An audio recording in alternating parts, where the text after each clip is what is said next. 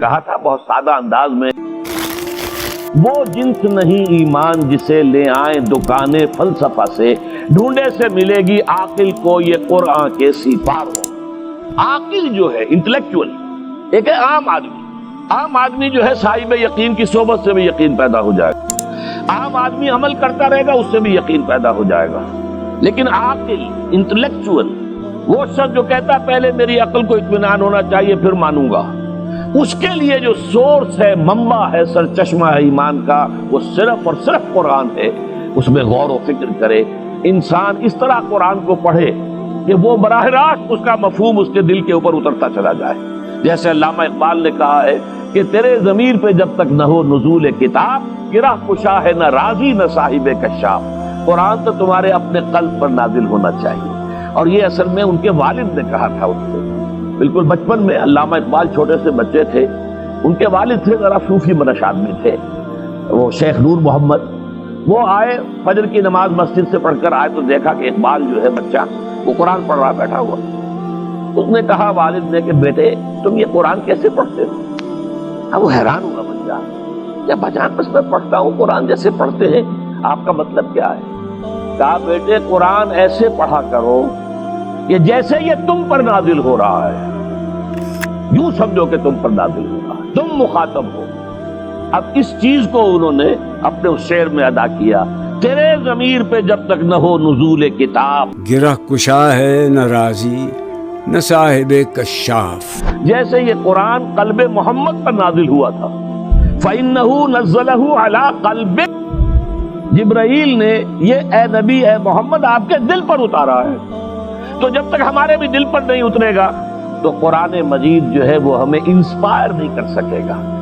ترجمہ آپ پڑھیں گے، کچھ آپ کو معلوم ہو گیا اس کا مطلب یہ ہے، تفسیر پڑھا، اچھا جی ٹھیک ہے فلاں مفسر نے یہ لکھا ہے، فلاں نے یہ لکھا ہے، یہ معلومات تو مل جائیں گی، لیکن وہ اندر سے جو موٹیویشن ہوتی ہے، اندر سے جو جذبہ ابھرتا ہے، اندر سے جو ایمان جو ہے چشمے کی طرح قلب کی گہرائیوں سے ابلتا ہے، وہ نہیں ہوگا۔ وہ اسی وقت ہوتا ہے کہ جب وہ انٹلیکچوئل آدمی جو ہے وہ کم سے کم اتنی تکلیف ضرور کرے کہ اتنی عربی سیکھ لے کہ عربی جو ہے قرآن مجید اس کے براہ راست قلب پر نازل ہو سکے، وہ ترجمہ نہ دیکھے۔ اب ایک آیت پڑھی پھر ترجمہ دیکھا، پھر دیکھا اس میں نمبر 11 لکھا ہوا ہے، حاشیہ میں جا کر دیکھا نمبر 11 یہاں ہے، وہ دیکھا، تسلسل تو ٹوٹ گیا۔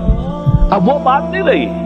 اور ترجمہ جو ہے وہ سبھی جانتے ہیں، دنیا میں ہر بچہ بھی سمجھ لے گا کہ غالب کا کوئی شعر ہو اور وہ آدمی پڑھ کے جھوم جاتا ہے کہ کیا بات کہی، اسی کا انگریزی میں ترجمہ کر دیجئے، اب اس میں کچھ بھی نہیں۔ آپ نے مفہوم تو بیان کر دیا انگریزی میں، لیکن جو تاثیر ہے اس غالب کے شعر کی وہ انگریزی میں منتقل نہیں ہو سکتی۔ تو قرآن مجید کا کچھ نہ کچھ مفہوم تو ترجمے سے معلوم ہو جائے گا، قرآن کی تاثیر ترجمے سے نہیں حاصل ہو سکتی، تفسیر سے نہیں حاصل ہو سکتی۔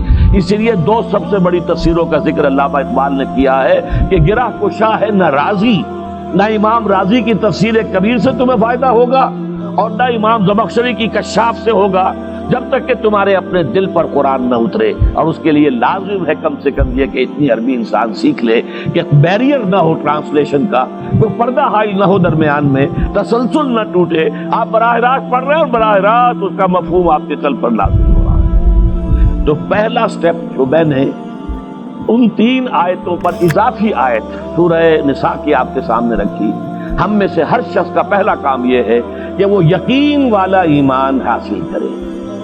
عام آدمی کے لیے صاحب یقین کی صحبت بھی مفید، عام آدمی کے لیے عمل سے بھی یقین پیدا ہوتا ہے، لیکن انٹلیکچوئل کے لیے، ذہین کے لیے، فہیم انسان کے لیے، انٹیلیجنسیا جسے آپ کہتے ہیں، اس کے لیے لازم ہے کہ وہ قرآن مجید کی گہرائیوں میں غوطہ زنی کرے اور قرآن اس کے اپنے قلب کے اوپر نازل ہو تو کہیں جا کر وہ قرآن کو سمجھے گا۔ چنانچہ علامہ اقبال کا ایک اور شعر میرے ذہن میں آیا ہے، وہ میں آپ کو سنا دوں۔